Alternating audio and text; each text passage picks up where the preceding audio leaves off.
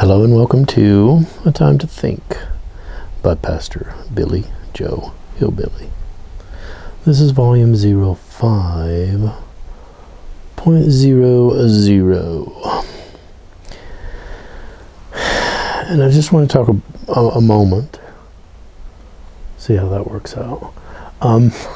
Just talk for just a brief moment about what people expect from God and how skewed it is, how screwed up it is, actually. But anyway, you see, I think people sometimes kind of think of God as some sort of genie in a bottle.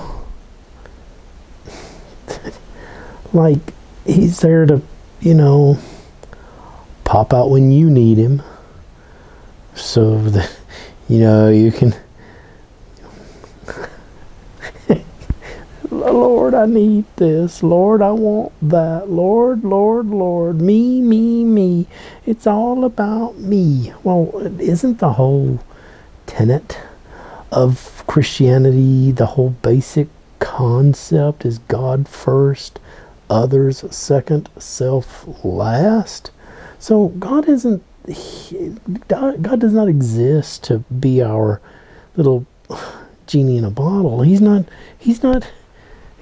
there to perform miracles at our request. He's not there to grant wishes. That's really not what it's all about. And it's really, gee whiz. I'm over half century old, and I'm just now really starting to grasp this. You thought I was smart and had it all figured out years ago, didn't you? No, I've yet to get it all figured out. Don't expect to either.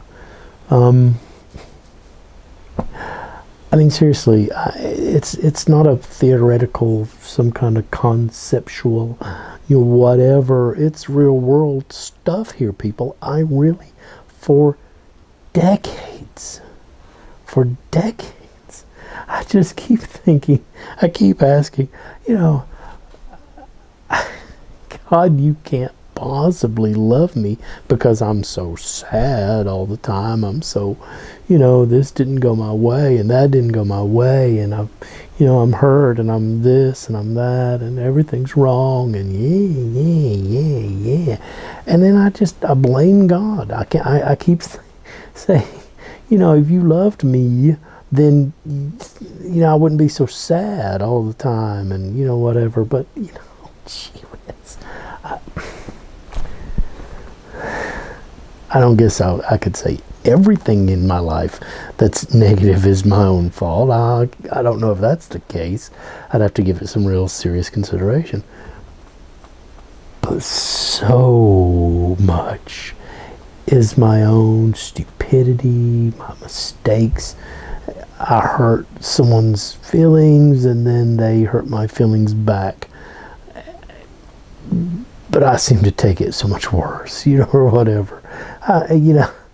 There are people that will care about you, and then there will be people that you care about.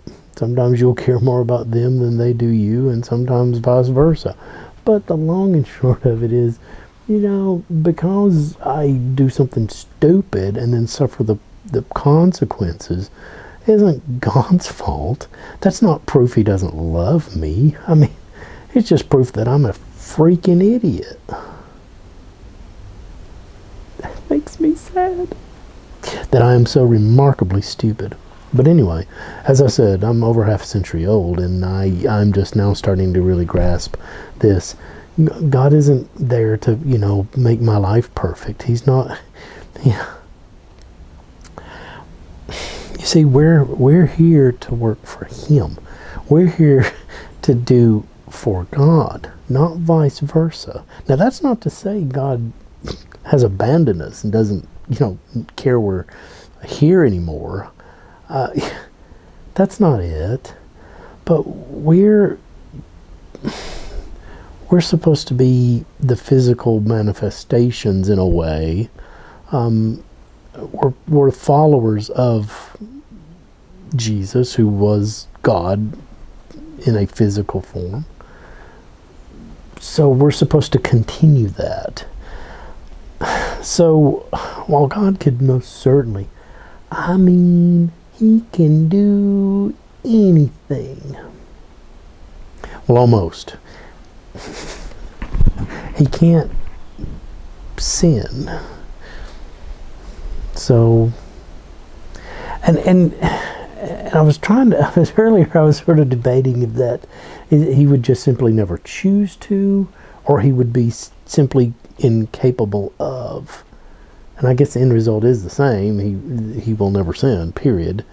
But I think it's just really that he cannot. He couldn't choose to, even if he wanted to. And he'll never want to, because it's against his very nature. So it's not he just wouldn't choose to do that. He can't. God cannot change his own nature. He can't go from perfect to imperfect, fallible, limited, and all of that. That's against his very being. So God cannot sin. That's it cannot. Would not choose to, but can't. But I think, though God can work in any way he chooses to, I think God typically chooses to work within the realm of the physical. Sure, there are miracles. There's all sorts of miracles that happen. And when it's God's will, I fully believe that he can most certainly do. The cancer can just disappear, and all that. Maybe the coronavirus will just magically disappear. Okay, let's not get political. Let's watch that mouth. Anyway, but I think he when he chooses to act, it's not in this split the sky wide open with, because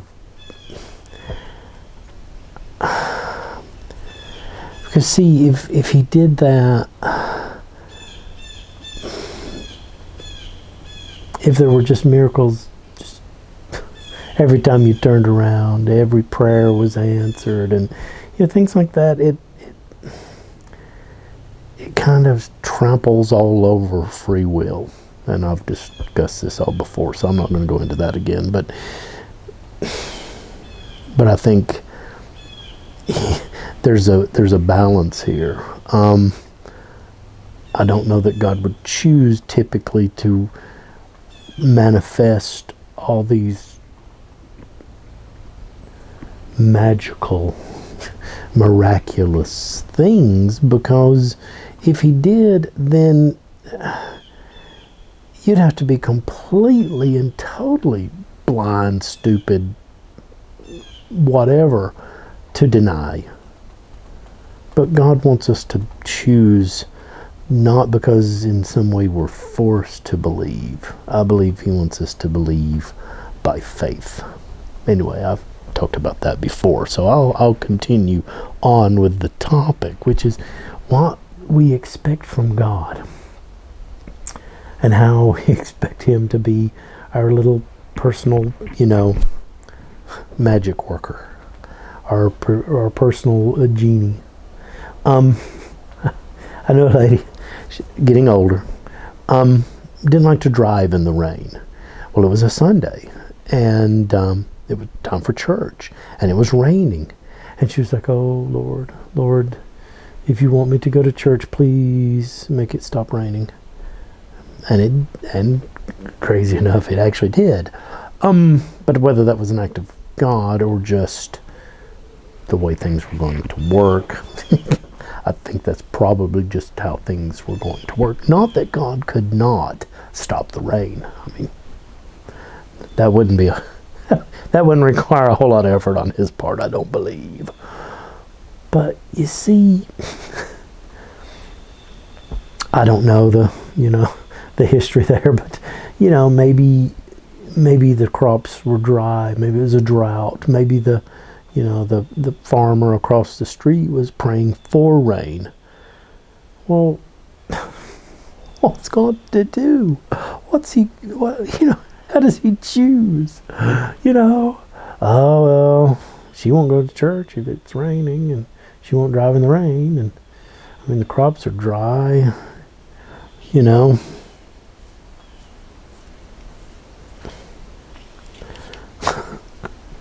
Whatever shall I do? Oh, I'll make it rain just on the fields. She'll be driving on the road. She won't be driving in the fields. I'll make it just rain on the fields. Wouldn't that be kind of bizarre? Wouldn't we be like, oh my, look at this. I bet somebody was praying for rain, but only on the crops. So there is something out there. There is some power beyond us. And then again, that goes back to sort of taking away the free will thing. That's stacking the deck. And I don't see that God does that. If we're in tune, we'll see the miracles and all of that. But I don't think it's going to be so blatant and obvious that, you're like, oh, I can see John's praying for rain again. Look, oh, look.